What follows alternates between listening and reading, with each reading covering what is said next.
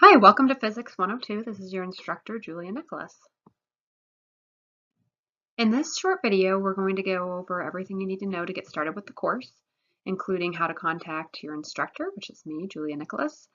We'll cover what is Physics 102, some important dates for the college as a whole, the course layout in our system called Canvas. We'll go over a little bit of information from the course syllabus, text, and an overview of assignments and grading. And lastly, go over how to succeed in an online course. So this is me, your instructor, Julia Nicholas. My email is juliamnicholas@faculty.klamathcc.edu. Please see the syllabus or the Contact Me extra credit link under modules for my phone number. Let's go over a few frequently asked questions before I get started with the details in the class.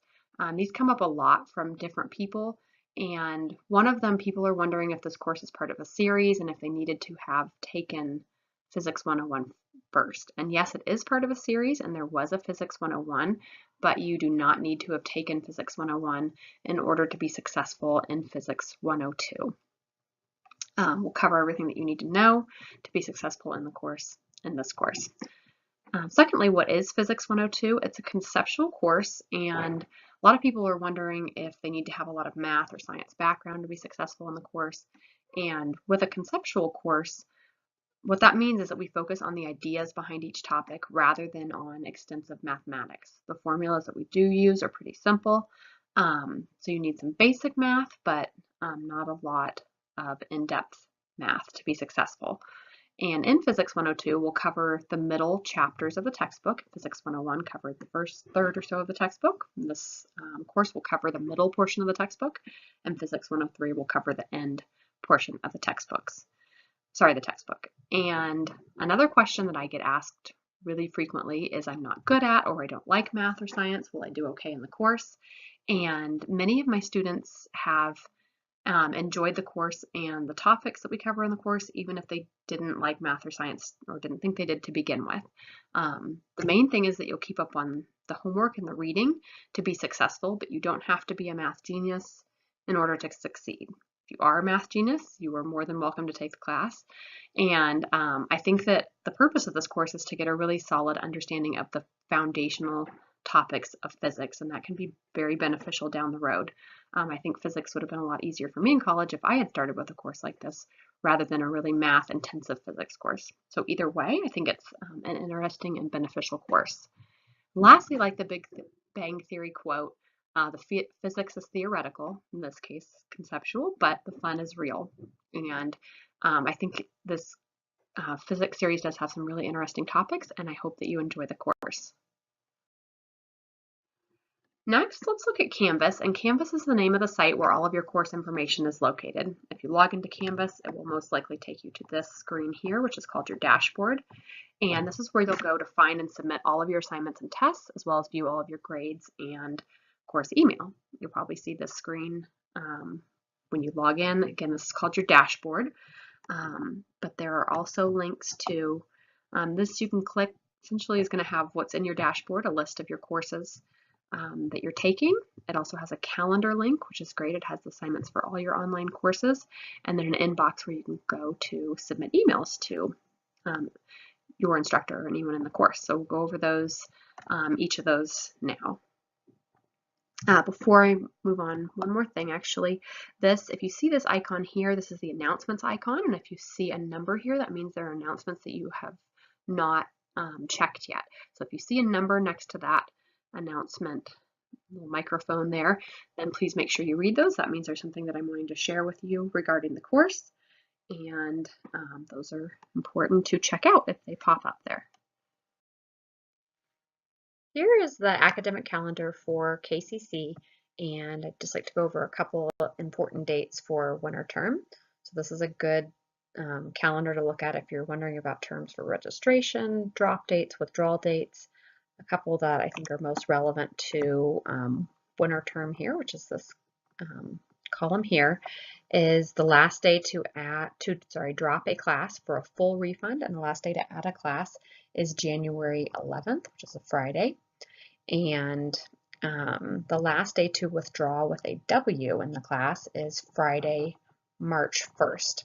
We have our final exams here on this week, March 18th through the 22nd, and the last day of the term is technically March 22nd, but if you look at the due dates in the course, your final is actually due on March 21st.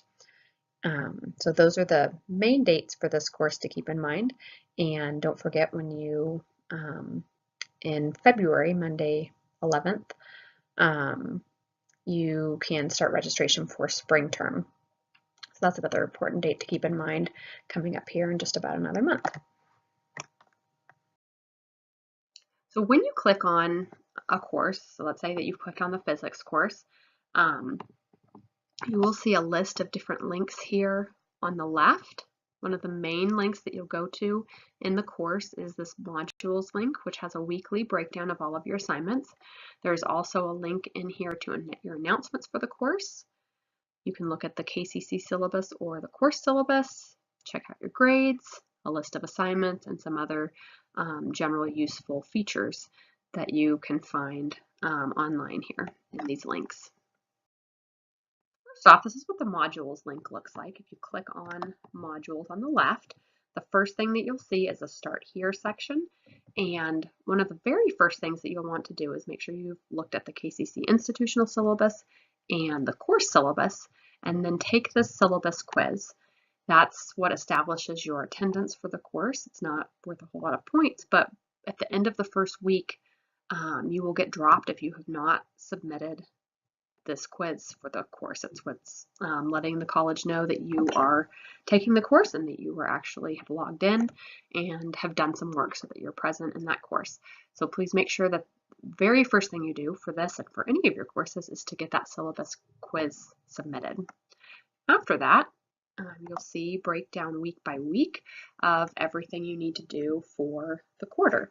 Go into this a little bit more detail later, but the first thing that you'll do is read the objectives and introduction for the week. So you'll start under week 1, and then the second thing you'll do is start doing all of the assignments for the week. So watching the lecture and doing the discussion, for example, for this week. And whatever is under that module is what you'll need to be doing for that week. Grades is another link here on the left. So we were just in modules, which didn't show up, but it's up here. If you click on grades, you'll see a breakdown of all of your different assignments for the course. If there's a score here, that means it's something you've been submitted, that you have submitted and have been graded on. And at the very bottom is a total. So if you're in the lecture link, it'll show your total for the lecture assignment. And just keep a look at that as you go throughout the quarter, making sure that your grades look accurate and that what you have submitted you have received a grade for. The breakdown that I use for grades is this right here. So 90 to 100% an A, 80 to 89 a B, 70 to 79% C, and so on. Remember that you will receive a separate lecture and lab grade, so you'll want to keep checking your lecture and lab grades throughout the quarter. Assignments is somewhat similar to the grades link. It has a list of all the assignments for the course, but it also has the due dates on this link. So if you click, over here on the left on assignments, it'll show you a list of all the assignments for the quarter and their due date and how many points they're worth. I personally like to have a list of everything that I need to do and what's coming up, and so something like this would be helpful for me. In this format, if you just would like an overall checklist of what you need to do for the whole quarter, again, you'll see all of these assignments under modules, but this will just give you a list of everything for the quarter. And this is one way to take a look at everything that's due for the course. The other way is through the calendar link, and that shows a monthly format of everything due. We'll go over that in just a minute.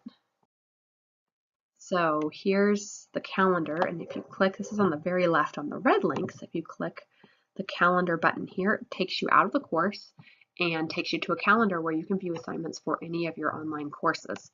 If you were to click on these buttons here, it would make the assignments for that course show up on your calendar. If you unclick them, it will make those assignments go away from your calendar. So you can choose to only look at assignments for a certain course or to look at assignments for all of your course. So it's your choice on what you want to view on the calendar. If you click on this arrow here, it will take you to the next month, so you can scan through any of the months and all the assignments you have due. If you, from this point, want to go back to the class, you could hit the back arrow button to get back to the course, but the other way would be to click on the dashboard or courses link and reselect the course. Below the calendar button is the inbox link, and when you click on that, you'll go to the email system through Canvas, and this section here would be a list of any emails that you have sent or received, and this feather button here, actually this will just show you, you can choose to select if you want to see your inbox or your sent box, and that would show up here. If you want to compose a new email, you would click this feather button here, and you could choose to send an email to any one of your instructors that are using Canvas. For this course, email of course is just fine. I tend to check the email system about once a day, so depending on when you send the email to me, you may not get a reply for a day or two later. I will try to get to those as soon as possible, but it tends to take a day or two for me to see and reply to your email. If you are wanting a fast reply, you're working on an assignment and have a question you would like to get answered quickly, text messages are the fastest and easiest way to get a hold of me, and I'll go over a little bit later where to find my phone number to send me text messages. If you can't do that, of course, emails are just fine. It is quicker to send text messages if you were able to do that. So again, you can send me emails through that inbox link in Canvas, and I will try to get back to them as soon as possible. Again, if you're working an assignment and want a very quick reply, the quickest way to get in touch with me is to send me a text message. And this is actually an option for extra credit. Under modules, the very top under Start Here, I have a Contact Me link for extra credit, and you can receive 10 points of extra credit. You'll click on this link. It has my phone number there. Send me a text message letting me know your name and the course that you're in, and then you'll receive extra credit for doing that. I think it's nice at the beginning just to send me a text message so that you have it in your phone. Easy, my phone number, easy to find if you ever have any questions. Students often ask what is an appropriate time to send texts. I generally am awake between the hours of 5 a.m. and 10 p.m. Don't feel bad about sending me a text at any time. If I'm not awake, I just won't reply. But whenever I am awake, it's what I'm here for, and I'm more than happy to help. I think it's best for the student and for myself if we get in touch quickly and get your questions answered quickly rather than taking days to wait for emails to be seen and go back and forth. So if you are able to send a text message, again, don't feel bad about sending it. I'm more than happy to help you. And a lot of my students who do really well in the course do send me questions throughout the term asking for help. And I think it makes things go more smoothly and easier on your end if you're able to ask questions when you need to ask them. So again, you can find my phone number here in this Contact Me link, or I also have my phone number in the syllabus, near the top of the syllabus, if you click on the syllabus link here. Okay, so at this point you're ready to get started with the course. The first thing that you're going to need for the course is the textbook Conceptual Physics by Paul Hewitt. I will be using the 12th edition in the course. If you find an older edition that you'd like to use, that's fine. Just check and make sure as you're doing the reading that the chapter titles match up. So I'm not sure in all the editions if the chapter number will go with the same chapter topic. So just make sure that the chapter topic matches up to the chapter topic that I list under the modules. So in each module, it'll say week 1 covers certain chapters and the topics of those chapters. So just make sure that you're reading the right topic. And if you have any questions, don't hesitate to ask on what you should be reading for the week or what topic we're covering.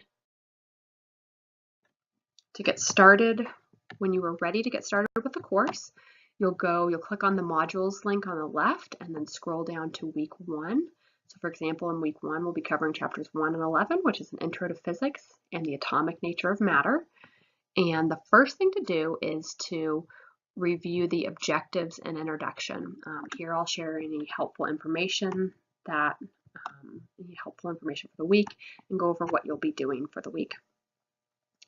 In most weeks, you'll start, the next thing to do would be to review the lecture. So click on this link here. And then once you've reviewed the lecture, you can do all the other activities for the week. So you may have a discussion, homework, quizzes, and then in the lab portion of the course, you'll have a lab activity or lab report due each week during weeks 1 through 10. And we don't have a lab assignment due during finals week, so the lab is over at week 10. Lecture tests are in weeks 4 and 8, and then a final in week 11, and they are based on the weekly homework, and there are no lab tests. Discussions, when you see a discussion link for the week, we have a discussion in most but not all weeks. So if you do see a discussion link, the initial posting is due Wednesday, and you'll have 2 replies due on Sunday. Week 1 is sort of just introducing yourself, but after that, we'll be talking about a physics topic, and your discussions will need to be at least 300 words and include a valid academic citation with each posting. I'll go ahead and check out the discussion instructions under the week 2 module for more information on that when you get to the week 2 discussion and need to know exactly what to do for the discussions. I just briefly would like to cover the lab portion of the course. All of you should be enrolled in both the lecture and the lab, and the page is set up really very similar. It's just a different link to go into the lab and see your lab assignments, but you'll see the objectives and introduction for the week, and then your whatever lab assignments you have. Typically there will only be one link under the lab assignments, and that will be your weekly lab or lab report that's due. In this first week there's a separate link to order your lab supplies, and for this course I've put together a list of supplies that you'll need. And I'll go over that on the next slide, but there's a link here that you'll click on, a quiz link, and you'll just say, yes, I've ordered my supplies, or no, I haven't. And you can go back in at any time and update that and let me know when you have your supplies ordered. So a lot of the items that you need can be found at home, like string, styrofoam cups, things like that. I have set up an Amazon list of items. That's this link here. And if you click on that Order Lab Supplies link, it shows the instructions on what to do there, but you can click on the supply list and view those items on Amazon if you'd like to just view a better picture of those items. If you also scroll down here under the Order Lab Supplies link, you can see a list of all the supplies that you need to order. And I would like you to have get the week 1 through 4 supplies ready to go, and then you are allowed to skip one lab during weeks 5 through 10, so you can obtain those supplies later if you need to. Some students, money's an issue at the beginning, and they don't want to purchase all the lab supplies at once. So if you'd like to, once you get to weeks 5 through 10, you can order the supplies that you need for the week 5 through 10 labs. And again, you'll get to skip one of those labs, so that means you don't need to order the lab supplies for the lab that you skip.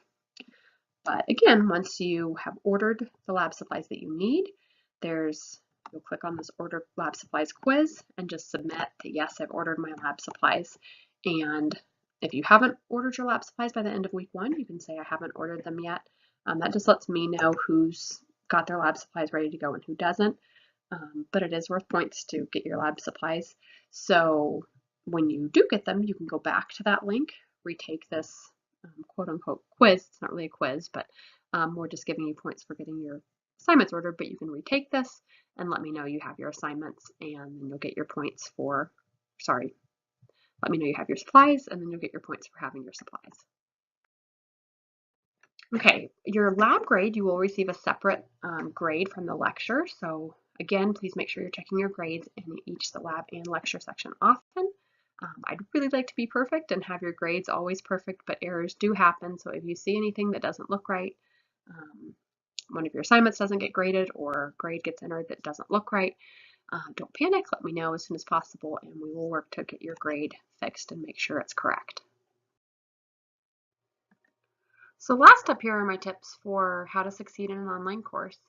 And the first thing that I would recommend at this point in the course is to start the quarter right. So in this course and any of your other courses, go into the course, check out the syllabus, check out all the assignments that you'll need to be doing, get your textbook, your lab supplies, any other things you need for your courses to get started so that right from the beginning you're ready to do your assignments and you know what you need to do so you don't get behind in this first week. Next would be reviewing the calendar each week. This helps you keep track of what you need to do, make sure that you're not missing an assignment for any of your courses. And by reviewing the calendar each week, kind of keeps you focused on making sure you're working on the assignments that you need to work on and looking ahead to what's going to be coming up. Next, I'd say make sure that you have a dedicated place and time to do your work. There are certain, I know all of us have different situations, but there are definitely situations when you have distracting noises, other family members that make it hard to get work done. So if it's possible to do your work in the place where you can best focus and at a time when you are best able to focus on getting your work done. You know, for myself, if I try to work with my kids around, I'm really unproductive. If I can get a few minutes to sneak away, I can get done in a few minutes what might have taken me an hour to do with all the chaos around me. So if it's possible to find that quieter place to work, that can really help be a time saver for you. Next is achieving a family, work, school, depending on what's going on in your life, balance. And by this, I mean we all have different commitments that we need to meet, and it's not realistic to expect that school will be our only priority, especially on the online world, but we do have to work on trying to balance school with the other things that we need to do. So try to plan out as you look for ahead to the quarter, planning when you're going to get your schoolwork done, when you're going to spend the time you need to with work or with family, and just juggling your schedules and trying to come up with a realistic plan of getting everything done that you need to get done and not thinking that you're going to get all your schoolwork done for 3, 4, 5 classes in an hour once a week. So being realistic with your time for all of your different commitments. One of the other really big things to being successful is just staying on schedule. So if you have certain things you need to get done for the week, making sure you get those things done. When you get behind, it gets really hard to catch up because you have current week's work and then past work that's due, and it can become really overwhelming. So if it's possible, try each week to get the assignments done that need to get done and not let them start piling up on you. Next, I'd say, excuse me, stay motivated. So there comes a certain point, I know for myself in the quarter when I get really burned out and it's hard to keep moving forward with everything I need to get done. And I know when I was a student, it was the same way.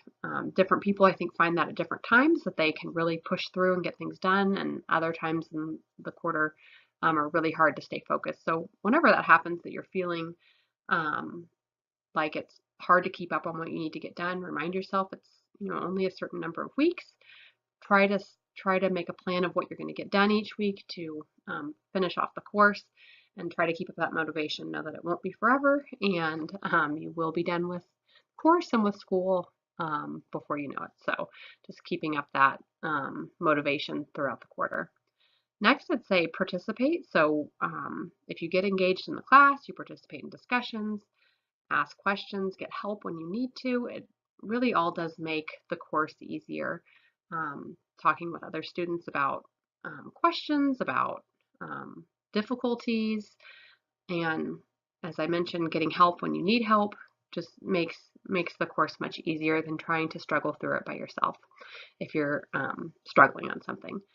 Next, look for study partners. So if there's anyone in the course that wants to work together with you on an assignment and you can work together and help each other out, that would be great. When you submit your assignments, what I'm looking for on my end is that you do the write-ups on your own, but you can certainly, if you have someone you want to do labs with or any other activities with, you can do the activities together. So you could have the same data, for example, for a lab, but then write up the questions to the lab questions in your own words, each of you, so don't each turn in the same assignment. And my last tip would be is if there's a week when you were able to work ahead in any of your courses, try to do that. So try to work ahead a little bit, and that way it'll lessen up the load and the pressure later on in a week when maybe you have a lot going on. So if you're able to work ahead, feel free, at least in this course, to do that. It's whatever's available, you're welcome to work ahead on. And so those are my tips. And as I think I mentioned earlier, one of the biggest things is just if you're struggling on something, don't sit and just struggle. If you're spending more than 10 minutes or so trying to figure something out, please feel free to send me an email or text message and ask for help, and probably can get you that help quickly so you're not sitting trying to figure something out on your own for hours and hours. So ask for help whenever you need it. I am more than happy to help. That's the end of our getting started with the course tutorial. So good luck in the course, and please don't hesitate to contact me at any time with any questions as you get started.